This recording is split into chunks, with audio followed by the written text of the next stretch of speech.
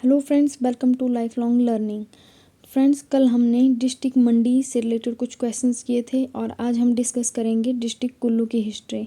ठीक है, ये 2 पार्ट्स में रहेगी तो आज हम आधा ही करेंगे। ठीक है, तो चलिए स्टार्ट करते हैं।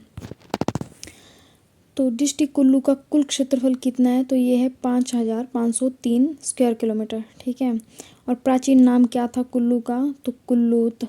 ठीक है, और जिला के रूप में गठन कब हुआ कुल्लू का? तो ये हुआ 1963 में। ठीक है, और 1962 तक कुल्लू कांगड़ा जिला का एक उपमंडल था। ठीक है, नेक्स्ट बात करते हैं, मैप देख लेते हैं पहले कुल्लू का।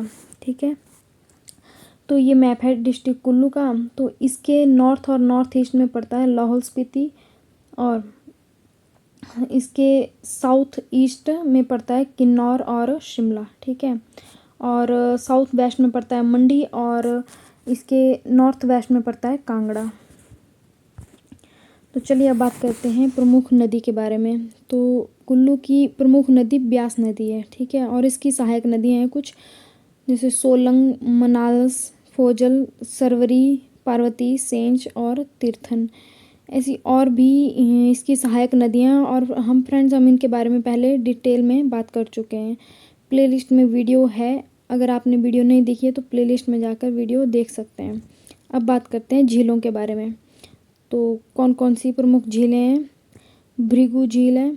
ठीक है, और भृगु झील जो है इसके किनारे पर ऋषि भृगु ने तप करा था, तो उनकी तपोस्थली है। ठीक है, उसके बाद है दशहर झील।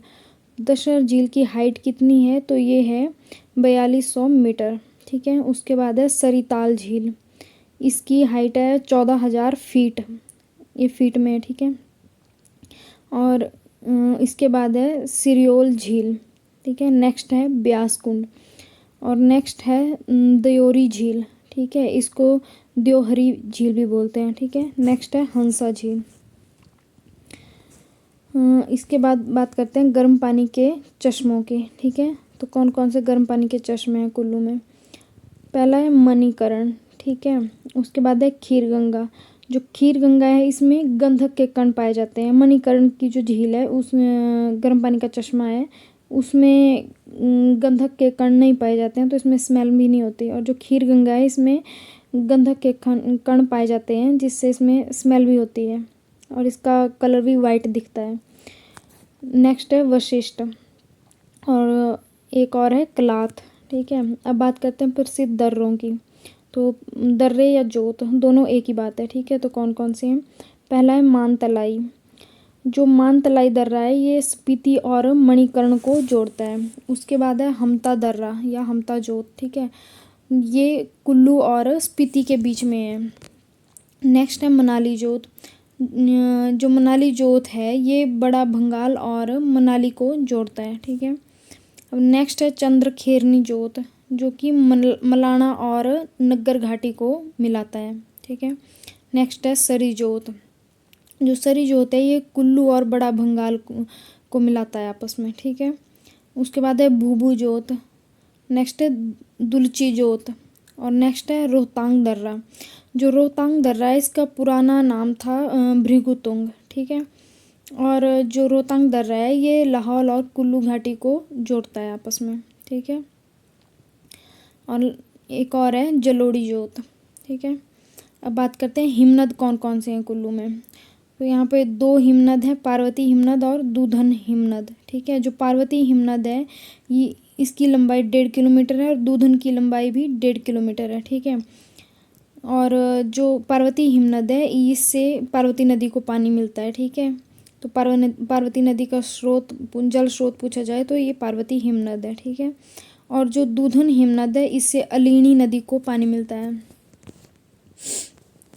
और हमता पास है, इससे आगे जाने पर एक रास्ते में एक गुफा मिलती है, अर्जुन गुफा, जो कि एक नेचुरल गुफा है। और ये एक जनश्रुति है कि अर्जुन ने वहाँ पे तपस्या की थी, और वहाँ पे एक कृष्ण की मूर्ति भी है, श्री कृष्ण की। चलिए अब बात करते हैं कुल्लू की हिस्ट्री की। ठीक है, तो सबसे पहले हम पढ़ेंगे बिहंगमणि पाल के बारे में। तो ठीक है, ये कुल्लू रियासत का संस्थापक होता है ये, और इसके पूर्वज जो थे वो पहले प्रयागराज में रहते थे। ठीक है, और जब ये वहाँ से आता है तो सबसे पहले ये मणिकर्ण पहुँचा, ठीक है। और चपराई राम नाम का एक व्यक्ति होता है, उसके घर में रुकता है, और ठीक है वहाँ पे इसको देवी हिडिंबा की कृपा से ये जगत सुख को राजधानी बनाकर कुल्लू की स्थापना करता है, ठीक है। तो ये कुल्लू की स्थापना की इसने और इसकी राजधानी थी जगत सुख। इसके बाद बात करते हैं विशुद्धपाल की। तो जो विशुद्धपाल होता है ये नगर के जो नगर जगह है वहाँ के जो सामंत होता है करमचंद उसको मारता है और नगर को अपनी राजधानी बनाता है, ठीक है। नेक्स्ट है प्रसिद्धपाल, ठीक है। तो राजेंद्र सेन ने कुल्लू पर आक्रमण किया था, ठीक है, इसके टाइम पे, और कुल्लू पर अधिकार कर लिया था, ठीक है। नेक्स्ट है दत्तेश्वर पाल। तो इसके टाइम पे चंबा के राजा मेरुवर्मन ने इसको रोहतांग में हराया, ठीक है। और दत्तेश्वर पाल अपने 5 पुत्रों के साथ में मारा जाता है, ठीक है, और कुल्लू पर हो जाता है चंबा का अधिकार। नेक्स्ट है जरेश्वर पाल। जरेश्वर पाल है इसने चंबा के राजा लक्ष्मी वर्मन को हराया, ठीक है, और कुल्लू को आज़ाद करवाया, ठीक है। तो दत्तेश्वर पाल के टाइम से कुल्लू जो होता है वो चंबा के अधीन होता है, ठीक है। फिर जरेश्वर पाल राजा बनता है तो ये चंबा के राजा लक्ष्मी वर्मन को हराता है, ठीक है, और कुल्लू को आज़ाद करवा लेते हैं। फिर नेक्स्ट है भूपपाल, ठीक है। इसके समय जो होता है वो सुकेत का राजा वीरसेन होता है और वो कुल्लू पर आक्रमण करता है और अधिकार कर लेता है, ठीक है। उसके बाद है केरल पाल। इसके टाइम पर सुकेत के राजा मदन सेन ने कुल्लू पर आक्रमण किया था और कुल्लू को अपने अधीन कर लिया था। उसके बाद है उर्धन पाल।